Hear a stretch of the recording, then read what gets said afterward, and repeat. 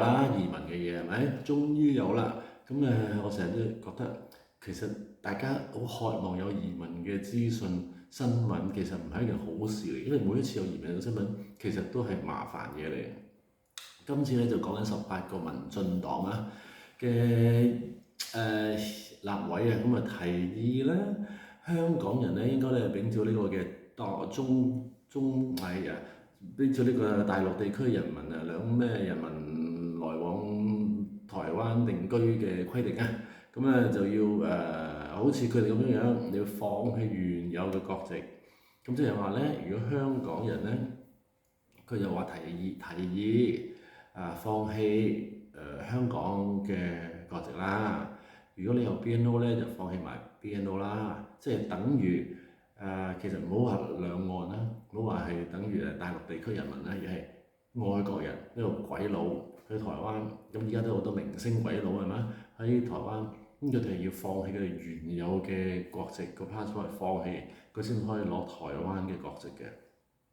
OK，咁呢個係台灣嘅規定啊。咁其實以前係簡單係1年係嘛，後尾就我變咗就3年。咁其實都係一個優惠嚟嘅對香港人。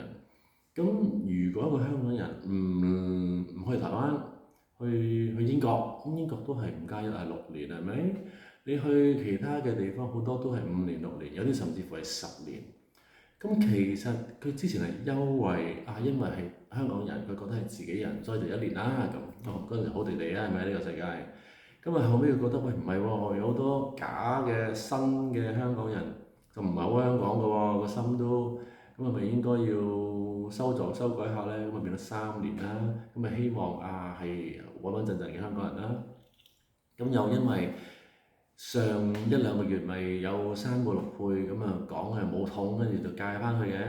開始咧佢哋諗緊，咦唔係喎，佢哋有一啲嗰陣時係執法前執法後嗱，一個執法咧就係講緊大陸嗰啲中華人民共和國嗰啲人，其實我唔記得喺邊一年開始咧，就係需要佢哋除咗佢個戶籍先至可以申請過嚟嘅。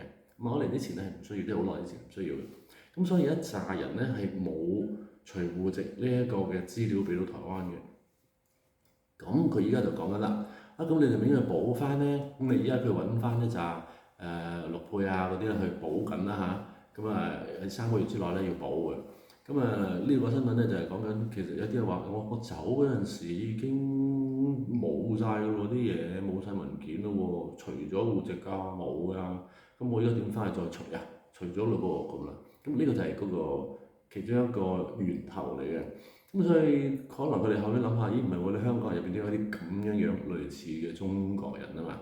咁會唔會其實都需要佢除咗個戶籍，或者係放棄原有嘅國籍咧？OK，呢個唔明嘅，因為只不過係之前係特別係優待香港人，所以就變咗1年。如果俾咗外國人咧，都係要除戶籍、除國籍嘅外國人啊。所以有好多鬼佬明星咧都除咗佢哋國籍去攞嘅。好啦，咁有啲人會再問啦，咁點解即係台灣人去移民，好多人去移民美國㗎嘛？點解佢又可以有美國 passport 啊？呢個係先後次序嘅問題。OK，台灣人本身係台灣人，佢冇得除任何國籍係咪？佢本身係台灣人。好啦，佢以台灣人嘅身份去美國申請美國嘅國籍，咁美國冇要求你要放棄你原有國籍，咁所以你可以攞到美國國籍。咁翻到嚟啦，咁佢攞咗美國國籍咯喎，做咩唔放去台灣啊？台灣係講緊，如果你要申請成為台灣人，攞台灣嘅國籍嘅時候，你係需要冇國籍嘅，你要放棄原有國籍嘅，咁你先可以攞得。但係攞之後咧，佢冇限制你之後再喺其他唔同嘅地方去攞幾多個國籍。OK，呢個係有唔同嘅，呢個係先後次序嘅問題你根本係台灣人定話唔係台灣人？好啦，咁依家個問題又去到係，如果你已經成功攞咗台灣身份證、攞咗台灣 passport 入咗籍嘅人，佢會唔會要追翻你？嗱，我哋而家改例咯喎，你係咪需要話俾我知你有冇放棄你之前嘅國籍呢？嗱，呢個就真係唔知道啦，同埋呢個比較複雜嘅。咁既然我已經有國籍啦，咁你有冇權？有咩法例突然間要取消我國籍呢？定因為佢有個內約條款嘅，我 OK 你幾年之前已經攞咗嘅就 OK 啦，唔關事嘅。咁依家仲未攞，仲未入籍嘅，咁就需要啦。咁呢個係佢需要再講嘅。如果呢個提案係過嘅話，如果呢個提案過嘅話，係需要講嘅。所以呢度就會講清楚啦。OK，呢個就係啱啱呢一個禮拜講緊嘅。民進黨嘅一個司法局立委，咁咧就提議咧，就你係香港人係需要秉照中國大陸佢哋咁就用17條咁就去講會唔會係需要放棄原有國籍？呢一個咧就其實有好多 group 好多成日都喺度講緊嘅呢個問題。只不過大家有陣時講得快啲，搞錯啊，搞錯咁都係講人搞錯啦，係咪有冇搞錯啊咁啦？其實大家要知道個原因啦，個理由喺邊度啦？點解會有啦？同埋點樣去分國籍啊、唔國籍啊，要需唔需要放棄啊咁樣啊？好冇？暫時係未知嘅。OK，咁如果知道咧，我哋會再講下，即係真係 apply 嘅時候係點啦。